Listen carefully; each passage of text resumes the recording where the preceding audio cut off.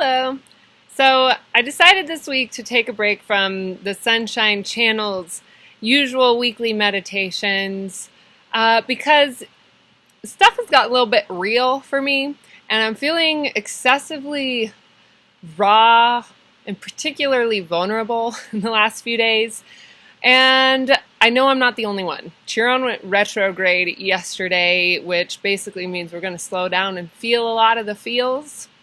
So for me, what has been happening is I've gone into a slight bit of self-punishment about circumstances and relationships in my life where hope has basically given me a big, swift kick to the keister.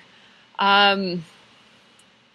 many of you can relate to an experience where you have hoped for the best outcome, or you have fallen in love with the potential of a circumstance without really looking at the reality of what is going on?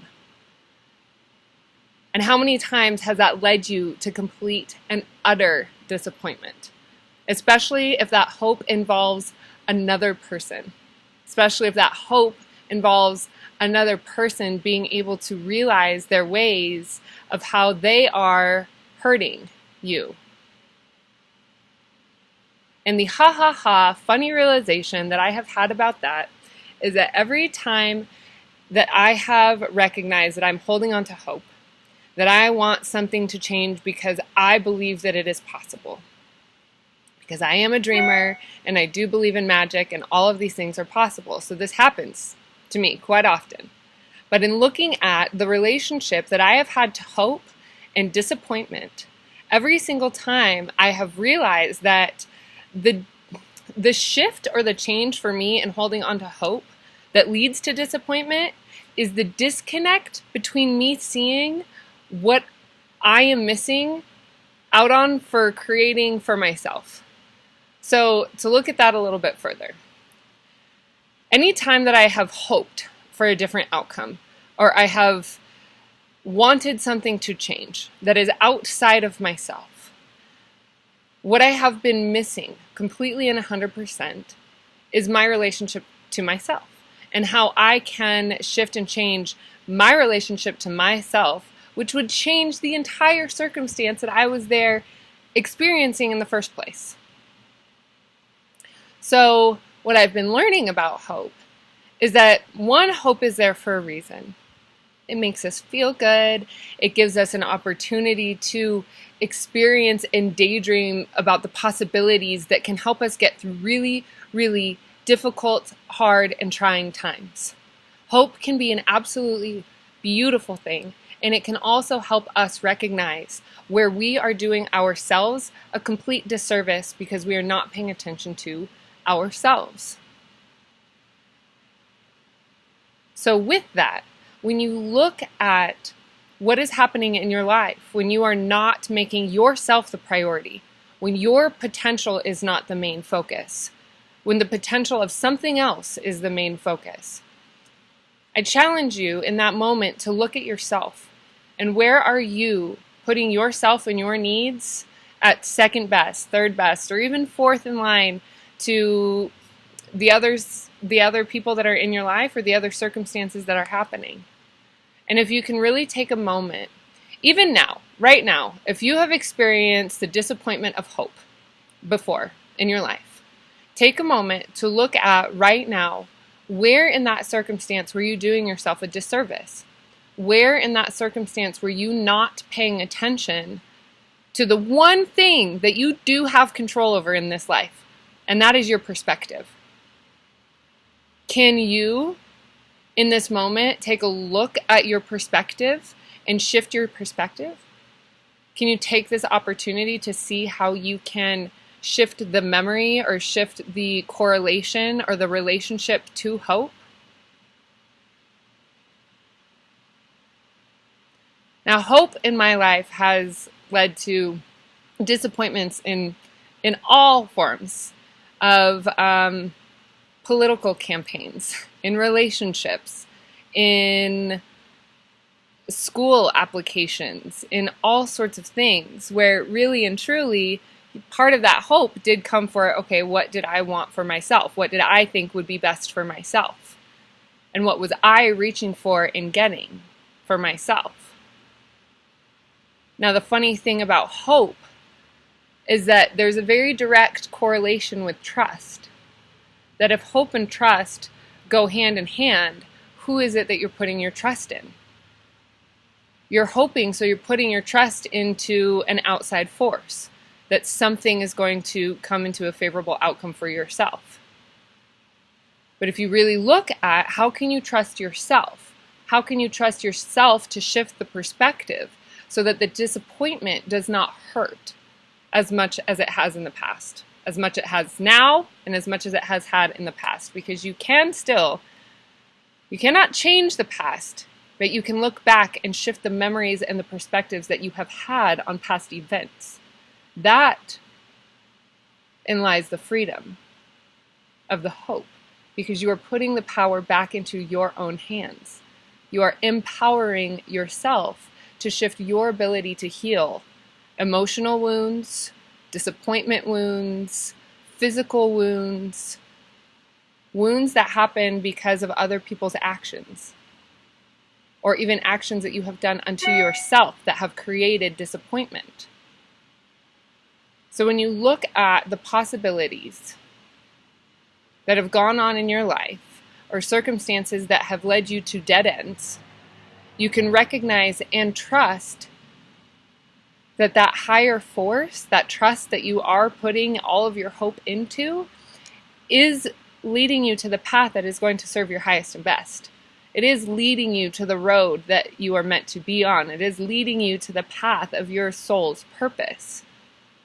Now, it's a matter of, are you going to let yourself get stuck in the disappointment, or are you going to allow yourself to drop the reins, surrender, and experience the freedom that you are capable of experiencing for yourself,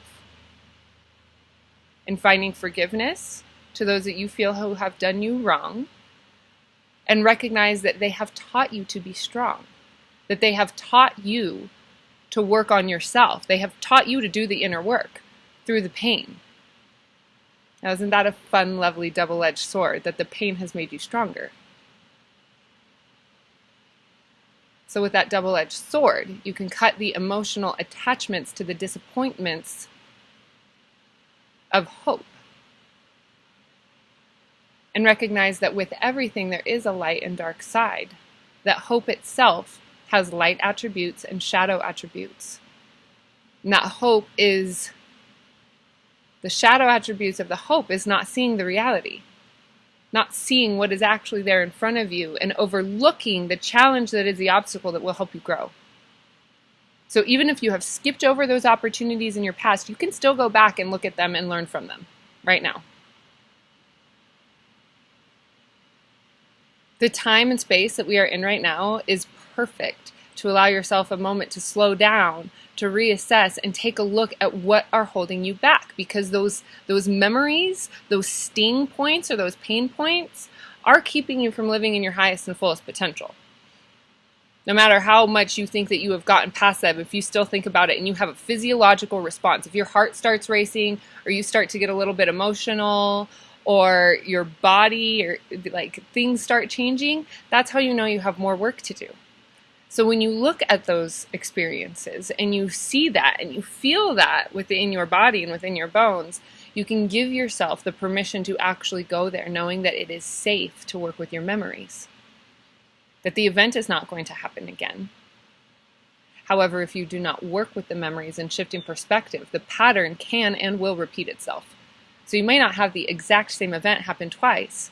However, the pattern will happen again until you are able to look at and see the beauty in allowing hope to play in the light attributes of life, which is offering freedom from pain when you are going through a troubling or traumatic time. But that hope that something can be different and will be different is possible when you take the reins into your own hands. And when you honor yourself and the power that you have to shift your perspective. So with that, I do challenge you to take a moment to really look at the times and spaces in your life where hope has led to disappointment, where you have blamed the outside forces for your disappointment. Now, outside forces being anything that is outside of your physical and energetic body. So looking at what your relationship to hope is and allowing yourself to become more free. Empower yourself. Take your power back because you deserve it. You are your number one priority in this life. Healing yourself creates a ripple effect, and those around you will feel it. The best thing that you can do for your community is to take care of yourself and put your healing first. Make yourself a priority. Learn to set boundaries. Learn when to push yourself and learn when to rest. It's all a dance. It's all a dance, and your intuition will help you learn when it is best to move and when it is best to rest. So by connecting with yourself on a deeper intuitive level, you can offer yourself the freedom of momentum and the freedom from pain to experience bliss in moving forward and acknowledging that you came here for a very specific reason. And I can tell you right now that a huge component of that very specific reason, which is an aside from your purpose, is to grow, is to learn and to grow. All of that starts with you. So take the reins, hold your power, and at the very same time, release and surrender. And allow yourself to be who you came here to be. Allow yourself to unravel. Allow yourself to become a mess. Allow yourself to let the pieces fall that do not serve you, so that you can become a more complete version of yourself by releasing the pain, because the pain is not you. The disappointment is not you. That's not the essence of your being, yet you have an emotional attachment to the story of them. So allow that energy to flow, allow it to offer you freedom.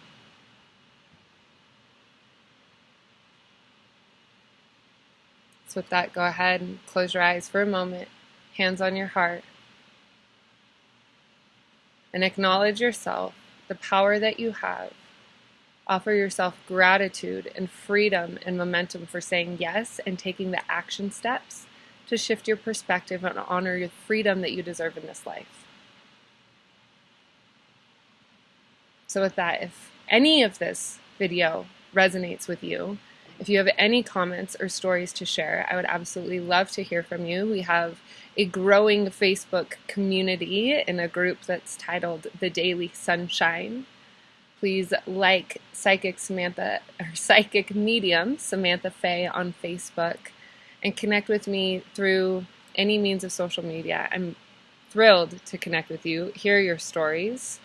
If this resonates or if it doesn't, I would love to hear from you. So, with that being said, please do subscribe to this YouTube channel and stay tuned, because I will be coming to chat with you every week. Thanks so much, and I do look forward to connecting with you soon.